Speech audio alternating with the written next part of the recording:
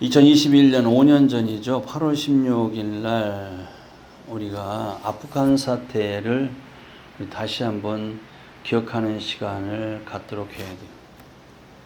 그때 무슨 사건이 있을까 까마득히 모르는데 그게 뭐냐면은 이 아프가니스탄이라는 나라는 40년 동안 내전 그 안에서 서로 싸워요. 누구하고? 탈레반 아시죠? 탈레반 때문에 40년간 내전과 분쟁이 있었는데 그때 미국이 아프간을 도와주기 위해서 20년간 그 내전에 미국이 참여해서 20년 동안 그 나라를 지켜줍니다. 근데 이제는 밑빠진 독에 물 붓기 식으로 아무리 미국이 도와줘도 희망이 없어요. 그래서 미국이 뭐라고 했냐면은 스스로 자기 나라를 지키고자 아니하는 나라는 이제는 미국도 도와줄 수 없다. 그래서 미군이 철수를 하게 됩니다. 4개월 동안 철수를 하게 되죠. 그때 마지막 C-47 미군 수송기가 마지막 떠나는 카불 공항에서 어떤 일이 있었냐. 우리도 피난 가야 된다. 이 땅에서 살 수가 없다 해가지고 수천 명의 피난민이 그 수송기로 달려붙는데 떠나기 전에 개미떼가 치죠. 아마 이제는 어렴풋이 생각이 나실 거예요. 그때 더 이상 태울 수가 없잖아요. 그러니까 비행기에 못 탄 그 피난민들이 아프가니스탄 그 난민들이 날개든지 바퀴라든지 뭐 랜딩기라든지 이 비행기에 그냥 막 달라붙어요. 태워달라고. 근데 마지막으로 비행기가 이제 이륙을 할 때 어떻게 되겠어요? 다 떨어지죠. 추풍낙엽처럼. 그게 온 세계 언론에게 다 SNS로 다 보여주게 돼요. 우리도 보았는데 그런 정말로 아주 경악할 수 있는 충격을 준 그런 사건이 있었어요. 우리나라도 그런 일이 있었죠. 1950년 6.25 전쟁 때 이제 막 북진에서 올라갔는데 그 중공군의 개입으로 인해서 고립이 되게 돼 있어요. 한미연합군과 우리 국군들이 고립이 되게 해서 불리한 상황에 처하게 되니까 우리가 너무 잘 아는 한경남도 흥남부도 그죠? 바로 흥남 철수를 하게 됩니다. 어쩔 수 없이 육로로는 안 되니까 이제 해상으로 철수를 하게 될 때 미군 그 군함 그 수송선이 이제 다 떠나고 부족해요. 피난민들은 수만 명이 모여 있는데 우리도 태워달라고 마지막 화물선이 떠나야 되는데 그 화물선은 승선 인원이 47명밖에 안 돼요. 사람 타는 건 화물이기 때문에. 근데 그 수많은 사람들이 아우성이니까 화물보다도 이 피난민들 인명을 살려야 되겠다 해가지고 미군이 큰 결정을 했죠. 그래서 배에 화물을 다 버리고 거기에다가 몇 명을 태웠다고요? 1만 4천 명을 태웠어요. 근데 거기 아직 못한 사람 있죠. 서로 그 배를 마지막 배니까 타려고 아우성치며 배에 기어 올라다가 그렇죠. 그런 모습을 배가 떠날 때 바다로 떨어지는 그런 충격적인 모습을 우린도 다 이제 생각이 나지 않습니까? 자, 이렇게 마찬가지로 지금도 역시 자기 나라를 버리고 난민과 이주민들이 계속 떠나는 그런 행렬을 지금도 우리가 보게 됩니다. 우리나라도 마찬가지죠. 우리나라 누가 지켜주느냐? 우리나라 우리나라가 자신이 지켜야 돼요. 우리가 교회도 마찬가지죠. 남이 지켜준 게 아니에요. 우리 가정도 마찬가지로 스스로 지켜야 된다는 그런 큰 교훈을 우리에게 주지 않습니까? 자, 우리가 믿는 믿음이라고 하는데 믿음도 마찬가지죠. 남이 지켜주는 게 아니에요. 본인이 믿음을 지키시기 바랍니다. 하나님은 지금까지 유대 나라와 그 백성들이 바빌론에게 처참하게 망하게 될 것을 누구에게? 예레미야 선지자에게 환상으로 보여주시고 말씀으로 계속 주시지 않습니까? 그래서 예레미야가 너무 절망에 빠집니다. 그렇죠? 사실 이 시대도 그렇게 목사님에게 하나님께서 대한민국이 앞으로 망한다, 처참하게 죽고 잡혀간다는 말씀을 받았다면 얼마나 절망적인 게 있습니까? 그래서 예레미야가 성경에 보면은 슬프게 굉장히 많이 울어요. 선지자는 우는 게 사명입니다. 하나님 앞에 백성들이 죄를 지을 때마다 계속 하나님 앞에 나가서 우는 게 바로 선지자의 사명. 그래서 예레미야 선지자가 굉장히 많이 울어요. 그래서 예레미야 애가가 있지 않습니까? 예레미야 눈물의 그 애가가 있지 않습니까? 그래서 그런데 예레미야가 하도 울다 보니까 이제는 이 눈물샘마저 말라가지고 눈물이 안 나올 정도가 되니까 오늘 본문 1절에 보면 말이에요. 뭐라고 했냐면은 어떻게 하면은 내 머리가 물탱크가 되고 내 눈이 물생 근원이 돼서 마치 수도꼭지 틀기만 하면 물이 막 나오듯이 내가 하나님 앞에 울어야 될 때 그렇게 계속 울 수 있을까? 그렇게 되기를 지금 간절히 소원하는 거예요. 고급하리라 그랬어요. 고급. 제 한글 개혁 한글판에 고급이라고 있습니다. 고급. 고급이 뭐냐면 울곡자, 울읍자입니다. 울고 또 울고. 근데 개혁개정편은 주야로 뭐 오히려 된다고 그렇게 했는데 어쨌든 저는 고급을 좋아합니다. 계속 주야로 울어야 되는데 그런데 너무 많이 울다 보니까 눈물샘이 말라가지고 눈물이 안 나와. 그죠? 그렇게 됐단 말이에요. 그래서 예레미야가 내 머리는 물탱크처럼 막 물이 고여있는 물샘 근원이 되고 내가 울고자 할 때는 수도꼭지 틈에 물이 나오듯이 그렇게 울어야 되는데 이게 안 된다면은 이 우는 것이 안 된다면은 예레미야가 나는 멀리 떠나서 광야로 도망가고 싶다. 이런 얘기예요. 이 시대도 이 세상에 살기 싫으면 현실 도피 뭐 이런 얘기를 하지 않습니까? 떠나고 싶은 생각이 간절히 했던 것 같아요. 광야. 요나도 그랬죠. 그냥 도망갔잖아요. 요나 같은 그런 심정일 것 같아요. 광야는 우리가 잘 알듯이 거기는 먹을 게 없어요. 마실 것도 없는 곳이고 잠잘 집도 없는 곳이고 문전옥답도 없어서 농사를 지을 수도 없는 곳인데 그래서 사람들이 제일 싫어하는 곳이 광야예요.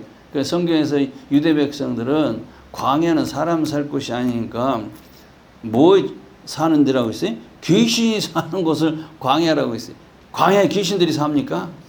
그렇죠. 근데 그렇게 생각했단 말이에요. 지금 예레미야의 심정이 지금 그렇다는 거. 내가 거기에서 끼니만 해결될 수 있다면은 나는 그것으로 떠나고 싶다. 지금 예레미야의 심정으로 지금 오늘 고백하는 내용이 시작이 됩니다. 우리가 잘 알듯이 아합 시대 굉장히 타락하고 악한 시대였죠. 그때 엘리야 선지자가 이 아합 시대 그 타락한 그 시대에 그것이 너무 싫어. 선지자들 다 죽이죠. 그 엘리야가 어디로 도망을 갔냐면은 우리가 잘 아는 시내산 동굴로 피하게 됩니다. 거기서 하나님만 바라보고 기도하고 있었겠죠. 시내산에 많이들 가보시지 않습니까? 저도 딱 한 번 가봤는데 근데 엘리야 동굴은 우리가 가본 적이 없어요. 엘리야 동굴 거기 있다는데 없어요. 근데 그 시내산 밑에 보면은 우리가 잘 아는 수도원이 있죠. 성 캐더린 수도원이 있는데 거기는 정말 그 타락한 이 세상이 너무 힘들고 더러워서 그 수도원 거기에서 광야지 않습니까? 시내산 밑에 시내 광야인데 거기서 오직 하나님만 바라보고 살았던 수도사들이 생각이 나는데 거기 가보면요 그 성 캐더린 성은 그 안에 가면은 뭐가 있냐면은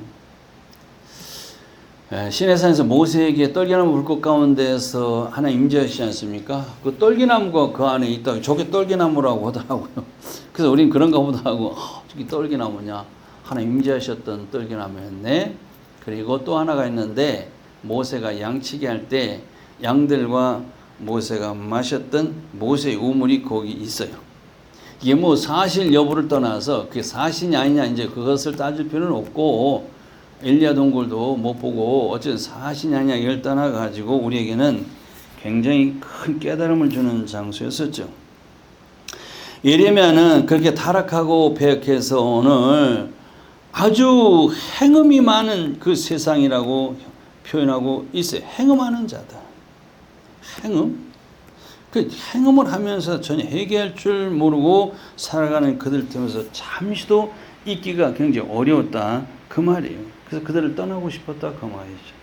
뭐 우리는 안 그렇습니까? 우리 성도들도 예수를 믿는데 내가 사는 곳이 계속 막 술집이 들어서고 밤에 여인들이 술꾼들과 함께 계속 먹고 마시고 떠들면 그곳에서 살고 싶겠습니까? 못 살죠. 떠나고 싶죠. 지금 예레미야가 유대나라 당시 세상 풍속이 너무 행음이 심했다는 겁니다. 그래서 성경에서 예레미야가 말하는 이 행음이라는 것을 거꾸로 말하면 음행이나 행음이나 똑같은 겁니다. 우리 음행이 더 익숙하죠. 행음보다도. 음행은 두 가지가 있다고 그랬어요. 육적 음행이 있고 영적 음행이 있어요. 육적 음행은 부부가 아닌 다른 이성 간의 불륜 관계를 음행이라고 하지 않습니까? 이것은 다 하는 게 아니에요. 일부 사람들만 해당이 되죠. 그렇죠? 육적 음행은. 그런데 더 큰 음행이 있는데 그 뭐냐면은 영적 음행이 더 큰 죄입니다. 영적 음행은 뭐냐면은 하나님 이해에, 왜냐면 예레미야서 3장 14절에 보면은 바로 하나님께서 유대 백성들에게 나는 너희의 남편이라 그랬어요. 그 남편이 아닌 다른 애간 남자와 불륜 저지른 그게 행음이 되지 않습니까? 근데 이스라엘 백성들이 행음이 했다는 것인데 실질적으로 육적으로 이렇게 아주 성적인 문란한 행위도 있었겠지만 그 사람들이 다 그런 건 아니라 그 말이에요. 영적 음행은 그런데 하나님 이외에 다른 것을 신으로 인정하고 하나님보다 더 집착하고 사랑하고 섬기는 것은 다 음행. 그래서 영적 음행은 이스라엘 백성들 모든 사람들에게 다 해당이 되는 음행. 이게 아주 무섭습니다. 우리도 마찬가지죠. 그래서 하나님께서 이 세상이라는 남편, 예간 남자인 세상이라는 남편을 계속 그 세속을 따라서 하나님을 버리고 살아가니까 하나님께서 이스라엘 백성들이 음행을 했다, 행음을 했다 이렇게 책망을 하시는 겁니다.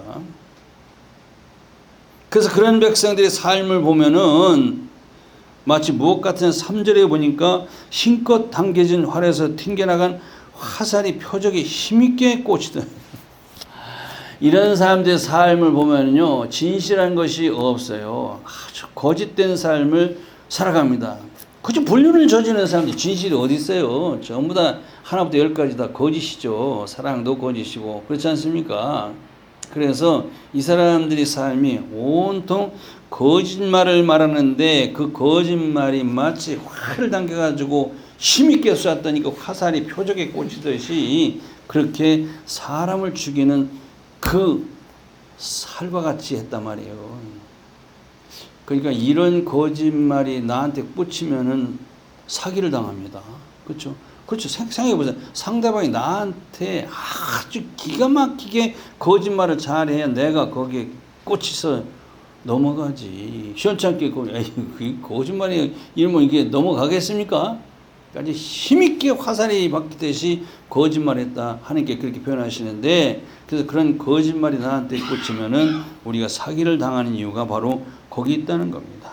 이런 일을 하는 그 자들이 마치 세상으로 달려가는 것이 예레미야서 8장 6절에 보면은 전쟁터에 나가는 말과 같이 막 달려나갔다 이렇게 얘기해요. 그러니까 교회 나오고 예수 믿는 것은 사람들이 힘이 없이 나가는데 세상 즐거움, 세상 것을 즐기러 가는 데는 뭐 용감하죠. 죄를 짓는 데는 아주 용감하다 그 말이에요. 이렇게. 그래서 하나님은 예레미야서 8장 12절에서도 그들은 조금도 그렇게 악을 행하면서 부끄러워하지 않고 얼굴도 붉히지 아니하였다고 책망하고 있어요. 그러니까 그렇게 인면수심으로 살아가는 백성들이 많았다는 겁니다. 자, 그렇게 살아가는 사람들의 특징이 뭐 있는데 뭐냐면은 그들은 자기가 굉장히 강한 자로 표현해요. 그러니까 내 주먹을 믿으라는 사람들입니다. 이런 사람들이, 그런 사람들의 삶이 그래. 그러면서 특징이 뭐냐면은 하나님을 알기를 싫어한다고 그랬어요. 오늘 보면 하나님 알려고 하지 않아요. 하나님 아는 것을 되게 싫어하는 사람들이 그런 사람들. 왜 하나님을 알기 싫어하냐면은 하나님을 안다는 것이 뭐예요? 바로 말씀을 안다는 겁니다. 어떻게 하나님을 압니까? 말씀으로 하나님을 알게 되지 않습니까? 우리도 마찬가지로. 그래서 그 말씀을 알면 하나님의 선한 뜻이 다 드러나게 되는 것이고, 그 하나님의 뜻을 이해하면은 내가 행한 악한 일을 이게 죄였구나 생각하고 회개하고 돌아와서 죄를 멀리하면서 살아야 되니까 재미가 없으리. 그죠? 세상 재미가 없어. 죄를 멀리하면 살다 보니까. 그리고 골치가 아파. 그래서 제가 어떤 사람에게 전에 교회에 나오시라고 전도를 했는데, 이 사람이 뭐라고 하냐면, 나는 절대로 안 나간다 그래요. 그러면서 하는 말이, 나는 나가려면은 성당에 나가겠다 이러더라고. 그래서 내가 왜요? 내가 물어봤단 말이에요. 그러니까 듣자 하니까, 교회 가면은 죄를 멀리하며 내가 하고자 하는 일, 그러니까 내가 하고자 하는 일 꺼리낌없이 할 수가 없다고 그러고, 성당에 가니까 내가 하고 싶은 것도 할 수 있게 해준다고 그러는데 그렇게 하면 안 되겠죠, 성당이죠. 혹시 오해가 있을지 모르는데 성당에 어떻게 그런 일을 하냐. 근데 왜 가만히 생각해보면 사람들이 왜 성당을 많이 가냐면은 교회에서는 제사 드리지 말라고 있죠, 그죠? 제사를 못 드리게 합니다. 우상에게 절하지 못하게 합니다. 고사상에 절하지 못하게, 술도 못 마시게 합니다. 기타 등등 여러 가지 제된 일을 하지 못하게 하지 않습니까?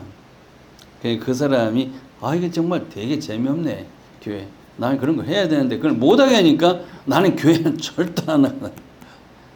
그런 얘기 하더라 그 말. 유대인들이 있다 그 말입니다. 그들은 지금 하나님을 섬기는 것보다도 세상 것들을 즐기는 것이 너무 재미있어. 오늘날 그렇지 않습니까? 그리고 그들이 죄를 지어도 일말의 양심도, 그러니까 얼굴도 붉어지지 않고 조금도 부끄러워하지 아니했다고 하니 책망하신 이유가 바로 거기 있는 겁니다. 전혀 죄책감도 없이 그런 일을 하면서도 혼자 눈 감고 아웅식으로 손바닥으로 하늘을 가리면서 그냥 재미있게 편안하게 살고 있는 자들을 하나님은 책망하셨다 그 말이에요. 하나님 말씀 알면은, 하나님 알면 그렇게 하지 못하죠. 그런데 하나님 말씀을 알게 하는 교회에 가면은 그렇게 하지 못하고, 또 그런 설교는 굉장히 싫어한다 그런 얘기입니다. 그래서 점점 이 시대에 가난한 성도가 많아지지 않았는가 이렇게 생각이 됩니다. 그렇게 진실이 없고 거짓이 난무하는 이 세상은 어떻게 되느냐? 불신풍조의 세상이 됩니다.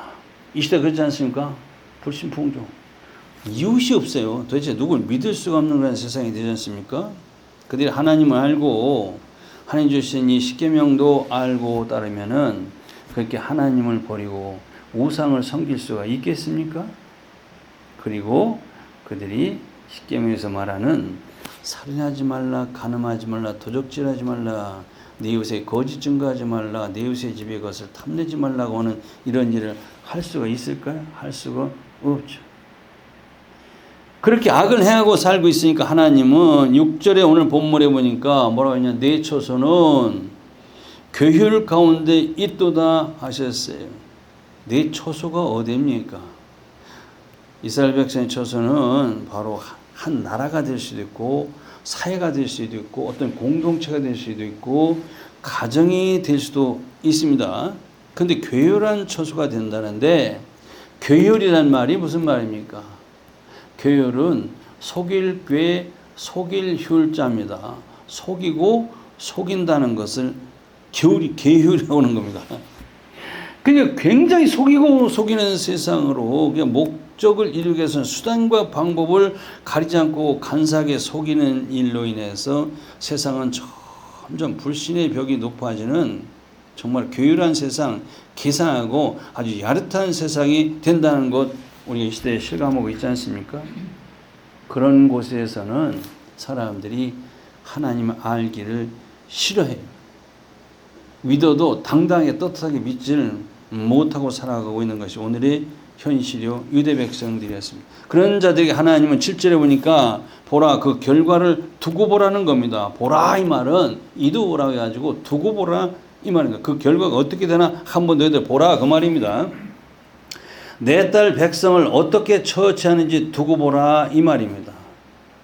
그렇게 타락했는 유대 백성이 그렇게 타락했는데 하나님은 변함없이 내 딸 내 백성이라고 그러네 보니까. 이스라엘 백성은 언제나 보면은 하나님은 내 백성, 내 딸, 내 아들이라 이렇게 하신단 말이에요. 왜 그러냐면은 하나님의 언약 때문에 그래요. 언약. 하나님 언약. 언약은 계약과도 똑같습니다. 계약은 어떻게 해요? 쌍방간에 합의하에서 계약이 이루어지는데 어느 한편이 그것을 지키지 않으면 그 계약은 무효가 되고 취소가 되는데 하나님께서 이스라엘 백성들 우리와 맺은 언약은 영불변하리니 있지 않습니까? 하나님께서 저와 여러분들에게 내가 너한테 이 언약을 줄 테니까 약속을 줄 테니까 지킬래 안 지킬래? 저와 여러분들이 합의하고 약속을 한 건 아니에요. 그렇죠? 이스라엘 백성들에게도 마찬가지죠. 그들과 합의해서 이 언약을 맺은 게 아니라 그 말이에요. 그죠? 바로 일방적으로 하나님께서 언약을 주셨어요. 일방적으로 주셨기 때문에 우리가 이 하나님의 언약이 약속의 말씀을 계속 어기며 살아. 그죠? 어기며 살아도 그 효력은 무효화되지 않고 취소가 되지 않고 계속 유효되었다는 것을 계속 유효하다는 것을 우리가 꼭 알아두셔야 돼요. 그래서 하나님 유대 백성을 자녀 삼고 아내로 삼아 주셨기 때문에 죄를 지어도 내 딸이라고 그러고 죄를 지어도 내 백성이라고 하시는 거예요. 그래서 부모와 자녀가의 관계가 똑같습니다. 언제 자식한테 너 나 아버지라고 너 계약하고 아버지라고 할래? 너 내 자식이 돼서 자식이라고 우리 계약할래? 이렇게 해서 부모와 자식 간의 관계가 된 게 아니에요. 일방적. 그렇죠. 일방적이죠. 그러니까 부모와 자식 간의 관계는 여전히 변함이 없게 된다는 겁니다.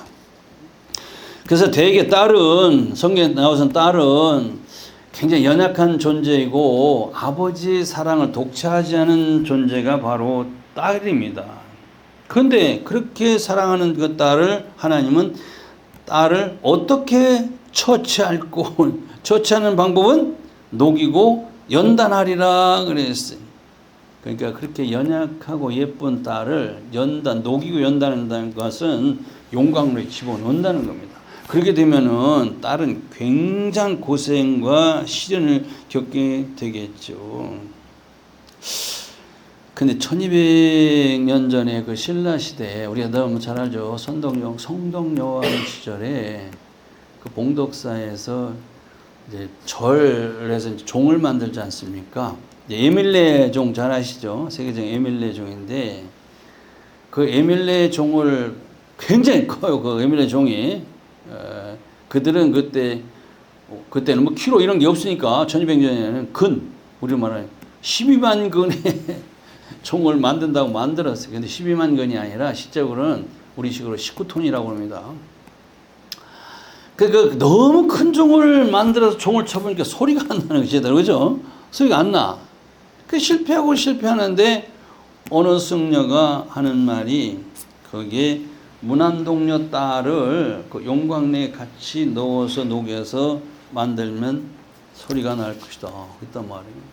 그래서 어느 여인이 무난동녀 딸을 용광내에다 넣어서 그 녹여가지고 그 종을 만들었더니 기가 막힌 그 에밀레 하는 그 소리가 나더라고 말이죠. 그죠? 에밀레. 왜 에밀레 종이냐? 그 소리가 에밀레 했다는데 에밀레가 뭐냐? 이 경상도 사투리로 어미를 에밀이라고 한다고 합니다. 에밀. 그죠? 그래서 그게 무슨 얘기냐면은 그 애달픈 얘기죠. 어미 때문에 내가 이 고통을 당한다. 용광내 들어와서. 그런 게 에밀레라고 그럽니다. 근데 실제 그 인육 사람을 시주로 들여서 종을 만들었다는 것은 전설이고 실제는 그렇지 않다고 합니다. 어쨌든 간에 그런 것에서 다시 또 세계적인 유명한 그 에밀레 종으로 다시 재탄생하게 된 것도 우리에게는 영적으로 굉장히 교훈을 주는 내용이 됩니다. 그래서 금광석, 은광석, 원석이지 않습니까? 원석 돌이에요. 금이 들어있는 그 원광석, 은광석, 금광석을 용광로에 넣어서 녹이면요. 거기서 이제 불필요한 불순물로 다 빠져나가고 거기에서 질 좋은 금이나 은이 나오게 되었지 않습니까? 그래서 이 금과 은은 사람들에게 아주 가장 귀한 물질로 사용하는데 그렇게 녹여져야 거기에서 쓸만한 금과 은이 나오게 되듯이 하나님께 책망하신 이 불량한 딸 같은 유대 백성들도 그렇게 용광냈듯이 녹이고 연단을 해 줘야 그렇게 굉장히 시련과 고난을 당하게 되면은 그들이 죄를 회개하고 거듭나게 되어서 정말로 하나님께서 귀하게 쓰시는 그릇이 되기 때문에 그렇게 하신다는 겁니다. 잠언서 25장 4절에 보면은 은혜에서 찢기를 제하라 그랬어요. 그러면 장세에 쓸만한 그릇이 나올 것이요 그랬어요. 그래서 성도들에게도 희한하게 예수를 잘 믿으면 잘 믿을수록 어떻게 이상하게 나는 뭐가 안 되고 시련이 많이 온단 말이에요. 그렇죠? 이렇게 가만히 보면 예수 잘 믿는다고 시련이 없는 게 아니에요. 어디 믿음 생활 더 잘하려면 이상하게 시련이 많아. 그게 왜냐면은 하나님이 쓸만한 그릇으로 만들기 위해서 그런 시련을 주신다는 것도 알아두셔야 돼요. 그래서 하나님 백성들이 타락한 백성이 타락을 하면은 비례적으로 그 타락한 만큼의 시련을 주신다고 그랬어요. 그래서 그것을 우리는 불같은 시험이라고 합니다. 불같은 시험 많으나 겁내지 맙시다. 이 찬송 잘 하지 않습니까? 이게 중요해요. 그러니까 이스라엘 백성들은 죄가 너무 많아가지고 그대로 쓸 수가 없어. 그래서 그냥 보통 선자가 애쳐도 안 되고 야단쳐도 안 되고 이게 보통 징계로 안 되니까 이제 하나님께서 불같은 시련을 주시는 거예요. 이러면서 2장 20절에 보면은 하나님이 뭐라고 했습니까? 너희들의 죄는 잿물로도 수단 비누로도 안 된다 그랬어요. 아, 죄를 무슨 뭐 잿물이나 뭐 수단 비누로 씻을 수 있다면 얼마나 좋겠습니까? 그들이 죄는 그러니까 그들이 죄는 찌들어가지고 안 된다 그 말이에요. 그래서 하나님 불같은 시험을 주시는데 그게 뭐냐면은 바벨론 영광에서 70년 동안 거기 가서 죽도록 고생하는 동안에 많은 것을 깨닫게 회개하죠. 그래서 1세대는 거기서 죽고 대신에 70년 세월에 태어난 후세대들이 가나안 땅으로 돌아서 살게 해주셨는데 그게 뭐냐? 왜 1세대는 왜 다 죽고 2세대만 거기 돌아오느냐? 이런 것도 영적인 의미가 있습니다. 누가 가나안 땅에 영적인 세계에 들어가서 천국 생활하냐 그 얘기예요. 이 시대 우리들에게도 바로 그러니까 자꾸 어떤 목사님들은 아예 성경 구약을 보면 그때 그 사건 그 사람들에게 해당된 것이 오늘 우리에게는 아무 상관이 없다고 이런 설교가 많이 나옵니다. 지금도 그게 큰 문제가 되는데 제가 항상 말씀드리는 건 아니라고 그랬죠. 성경 말씀은 3000년 전, 2000년, 500년 전, 아무리 2000년 전이라도 언제나 현재 우리들에게 적용되는 말씀으로 항상 제가 전하지 않습니까? 그래 적용이 되는 것이지. 그때 그 사건 그 사람들에 해당된다면 뭐로 성경을 읽어요? 저 같으면 그런 거 믿지도 않겠습니다. 그런데 똑같다. 그러니까 이 시대에 거듭난 자, 2세다는 것은 다시 거듭난 자들을 의미합니다. 거듭난 자들이 결국 가나안 땅 천국에 들어간다는 얘기인데 그렇지 않습니까? 그렇게 이해를 하시면 됩니다. 지금 이스라엘 백성도 마찬가지였죠. 장정만 60만 명이고 남녀노소 앞에서 수백만이 시내산 밑에서 십계명과 율례와 규례를 받고 나서 거기서 하나님과 언약을 맺지 않습니까? 약속을 하지 않습니까? 이제는 하나님만 섬겨 믿고 사랑하고 살겠습니다. 언약까지 하고 나서 가나안 땅으로 가는 도중에 하나님 그들의 믿음을 주셔서 그냥 여러 가지 상상할 수 없는 그 이적을 많이 보여주시고 체험하게 해주셨는데 그런데도 그들은 우상을 만들어 섬겼죠. 하나님을 시험했죠. 또 가다가 간음했죠. 그리고 원망했죠. 그럴 때마다 하나님께 뽐보기로 많은 사람을 죽게 하신 것을 두 눈으로 보고도 결국 그들은 깨닫지 못하고 믿음이 없어 가지고 여호수아 갈렙 두 사람만 들어가고 1세대들은 성경에 보니까 광야에서 다 엎드려졌더라 했습니다. 하나님은 예레미야서 8장 4절에 여호와의 말씀에 사람이 엎드려지면 어찌 일어나지 않겠냐. 그렇죠. 사람이 가도 엎어졌단 말이에요. 넘었다. 그럼 일어나야지. 안 일어났다는 건 죽었다는 얘기인데 그게 무슨 얘기냐면은 출애굽했을 때 이스라엘에서 광야 생활을 광야 교회라고 합니다. 오늘날 우리 교회들이 전부 다 세상에 있는 광야 교회라고 하는 겁니다. 지금 천국 가는 길에 우리 교회 생활하는 것과 똑같아요. 그래서 그것이 뭐냐? 광야교회 신앙생활이 실패를 했다는 것을 우리에게 영적으로 깨닫게 해주신 말씀이었죠. 이제 본문 8절에 보니까 그들이 혀는 죽이는 살이라고 그랬어요. 그래서 로마서 3장 13절을 보면은 저희 목구멍은 열릴 무다며 그 혀로는 속임을 베풀며 그 입술에는 독사의 독이 있다고 이렇게 표현했지 않습니까? 입에서 나오는 말이 무서워요.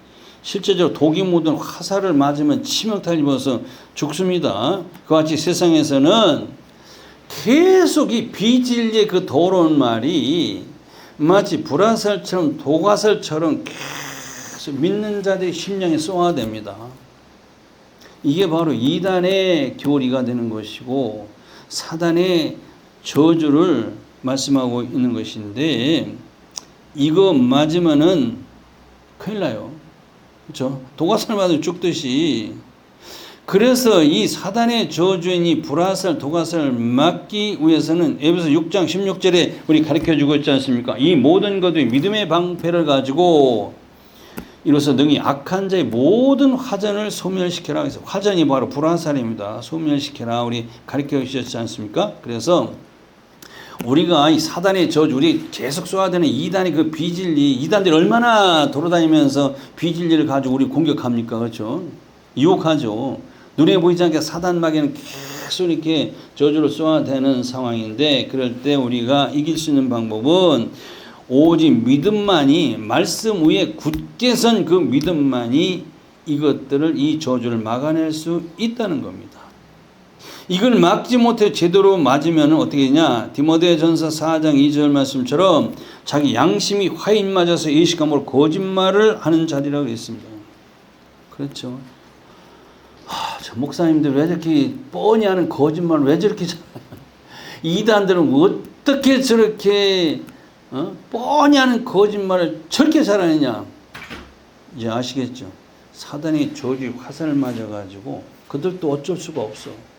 양심의 화인을 맞아가지고 그렇게 거짓말하는 자들이 되었다는 사실을 가르쳐주고 있지 않습니까? 그래서 그런 선자들은 거짓 선자들이 돼가지고 그들의 입에서 나오는 말이 막 사람을 죽이는 그 독화살이 된다는 것을 우리 가르쳐주고 있는 겁니다. 그런 화살을 맞은 사람들이 그래서 세상에서 거짓말을 잘하고 거짓된 삶을 살아간 이유가 바로 거기 있다는 것도 우리에게 깨닫게 주고 있지 않습니까? 반대로 예수님의 입에서도 뭐가 나와요. 그렇죠? 예수님에서 보니까 계시 보니까 좌의 날선 검이 나오고 예수님도 활을 가지고 있어요. 그게 뭐냐? 바로 말씀입니다. 복음입니다. 그래서 시편 45편 5절에 보면은 왕의 살이 뭐냐면은 예수님이 그 가진 말씀을 얘기하는 거예요.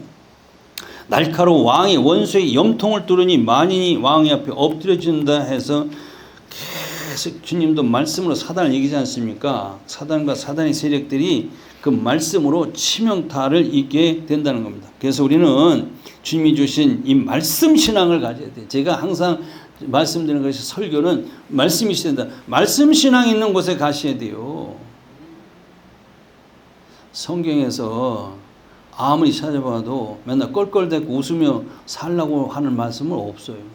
항상 기뻐하라고 했는데 아니 그 항상 기뻐하는 것이 맨날 껄껄대고 웃는 게 아니지 않습니까? 웃는다고 기쁜 게 아니에요. 성경에 보면 그렇게 하는 예수님도 껄껄대고 웃는 장면이 한 번도 없어요. 그렇죠? 언제나 눈물의 기도, 애통하는 심령으로 살아가야 된다는 사실을 우리에게 가르쳐주고 있지 않습니까? 그래서 거짓된 혀가 사람들을 그렇게 죽이는 살처럼 계속 거짓말을 하면서 해를 입히는 자들 이 시대 많지 않습니까? 9절 마지막 절에 하나님 어떻게 하시냐? 반드시 내가 벌하겠다. 그리고 보수하지 않겠냐? 보수하시겠다. 보수라는 말은 뭘 수리한다는 얘기가 아니라 갚고 원수 숫자입니다. 원수를 갚으시겠다.